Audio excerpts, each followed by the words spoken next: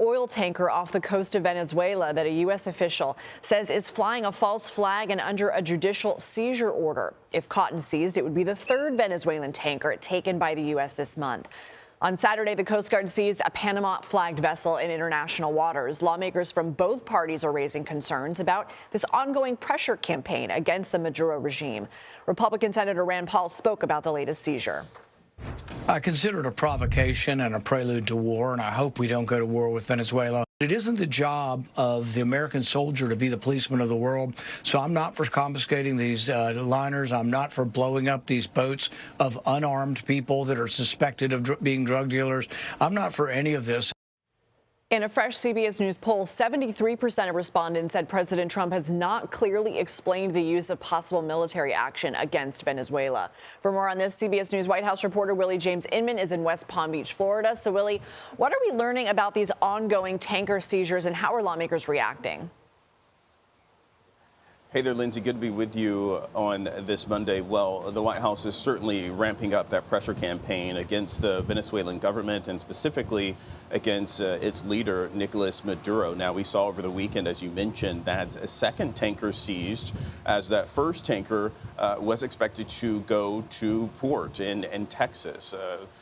In terms of being able to seize the oil on that ship, the U.S. government says that it will follow a legal process, but certainly there is concern on Capitol Hill amongst Republicans and Democrats as to what the plan is here. And as you pointed out perfectly there, that polling will show you that Americans simply don't understand the ultimate goal or the U.S. intent in the region. I want to play some sound from Senator Tim Kaine, a Democrat, who says that the U.S. should be using sanctions instead of potential military action in Venezuela. Take a listen to what he said.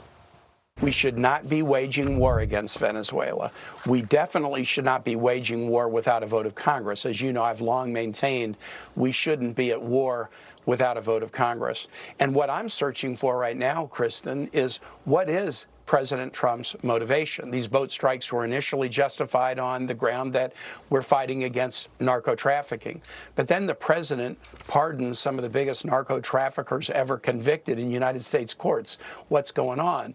Then Susie Wiles, the chief of staff, says it's about regime change. That's what this is about. Now, Susie Wiles, the chief of staff, gave an interview, a lengthy interview with Vanity Fair, in which she essentially said that the U.S. would need Congress, the president would need Congress to be able to wage war in Venezuela. The president has said just weeks ago that that isn't the case, that he would, of course, work to keep Congress informed. But we, of course, know that the president has this pressure campaign on the drug boats. He has these seizures of oil tankers, but still has not explicitly explained the reasons why the U.S. is going about putting this pressure campaign on Venezuela. Okay, Willie James Inman, thank you.